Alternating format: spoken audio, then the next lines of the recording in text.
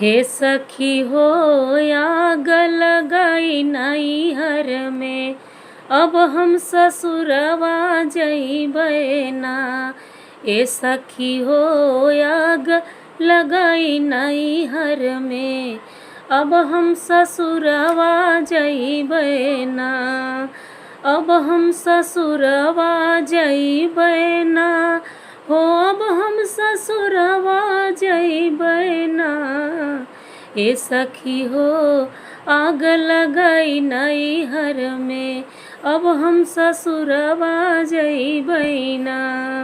चाची हमारे त खेत निरवावै, खेत निरवावै हो खेत निरवावै, रोई सुसुकी सुसुकी हम अंगनवा, अब हम ससुरवा जइबै ना।